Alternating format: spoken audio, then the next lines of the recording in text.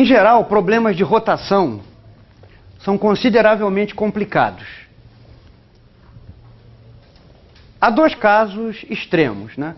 Um caso é o caso elementar de rotação em torno de um eixo fixo. Então, esse problema é tão simples quanto o de movimento unidimensional de uma partícula. No extremo oposto estão os problemas gerais de rotação de corpo rígido que envolvem 3 graus de liberdade de rotação. Esses problemas são consideravelmente complicados. Mesmo se não houver torques, mesmo o problema da rotação livre com 3 graus de liberdade é consideravelmente complicado. Há problemas intermediários com 2 graus de liberdade que não são tão elementares quanto problemas de rotação em torno de um eixo fixo e também não são tão complicados quanto os problemas gerais de rotação com 3 graus de liberdade.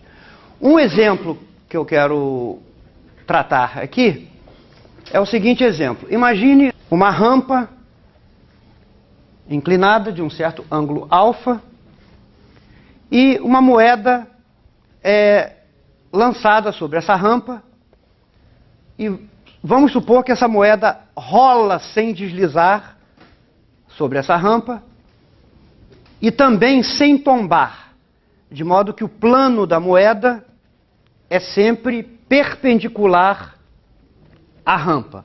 A moeda não faz esse movimento, né, de que corresponderia à mudança de inclinação do plano da moeda em relação ao plano da rampa. Então a moeda não tomba.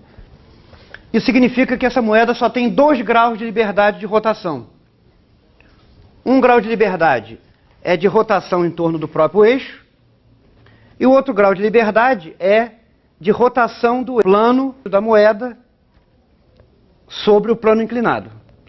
Se ela pudesse executar esse movimento adicional, haveria um 3º grau de liberdade que tornaria o problema bastante mais complicado.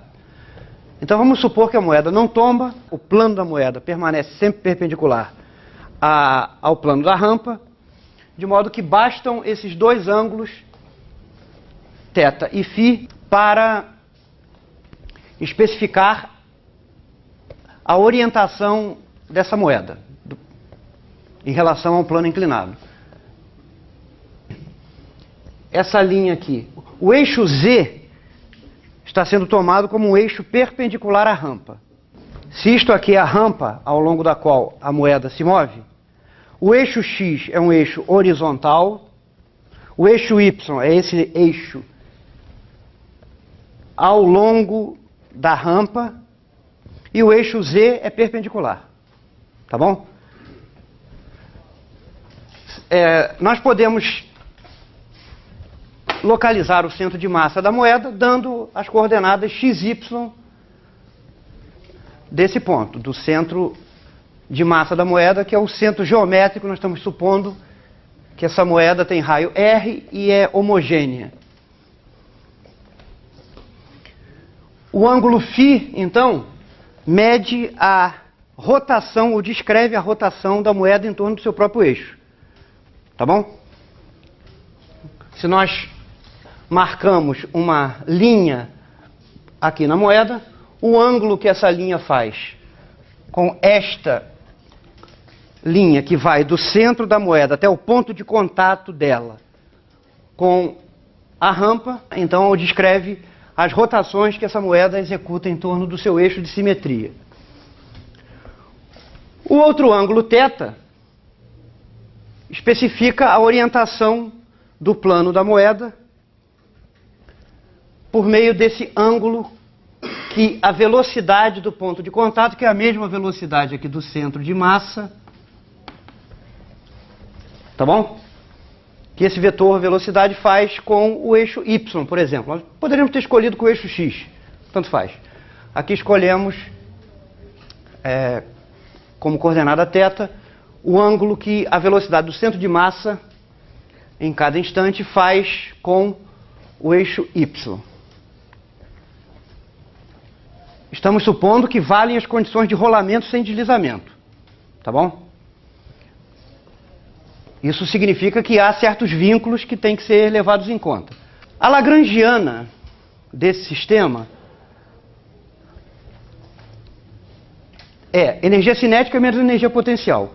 A energia cinética de qualquer corpo rígido pode ser escrita como a energia cinética associada ao movimento do centro de massa mais a energia de rotação em torno do centro de massa. A energia cinética é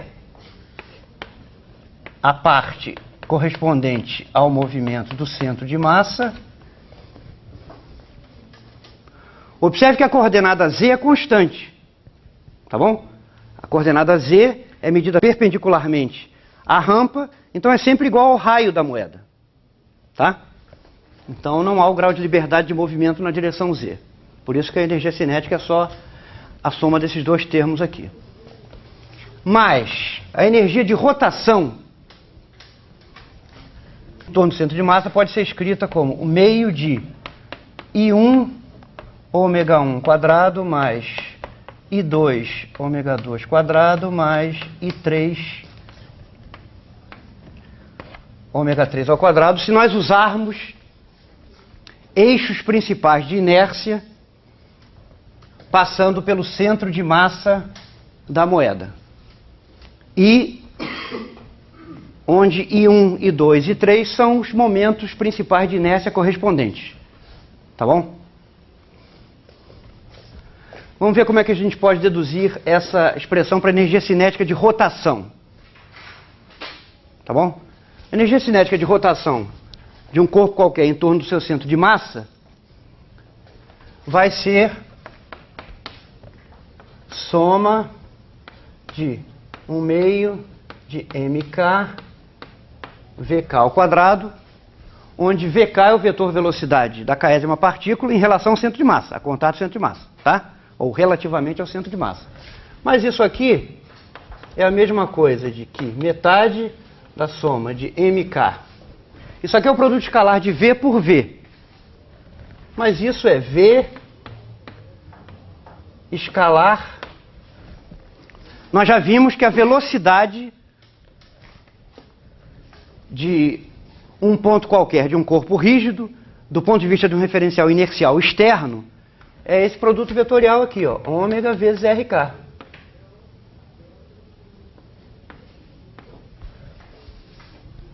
Tá certo? Usando as propriedades cíclicas desse produto misto, isso pode ser escrito de uma forma mais interessante, que é a seguinte, ó. Soma da metade de mk. Vamos fazer uma permutação cíclica. Nós jogamos o vk para o último lugar, o ômega vem para a esquerda, ômega, produto escalar, RK vezes VK.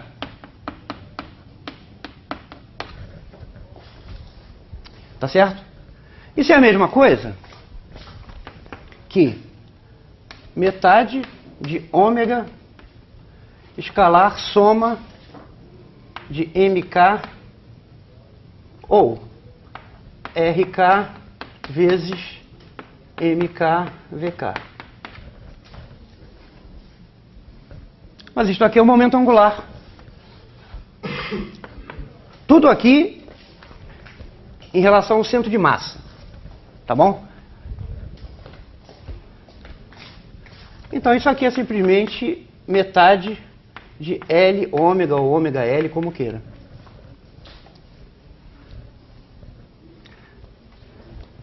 Se nós usarmos eixos principais de inércia, as componentes de L em relação a esses eixos são L1, L2, L3, que são I1, ômega 1, I2, ômega 2, I3, ômega 3.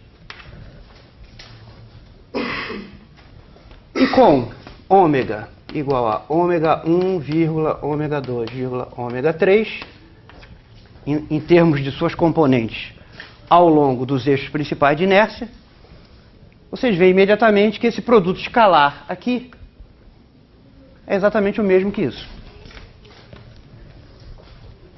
Tá bom?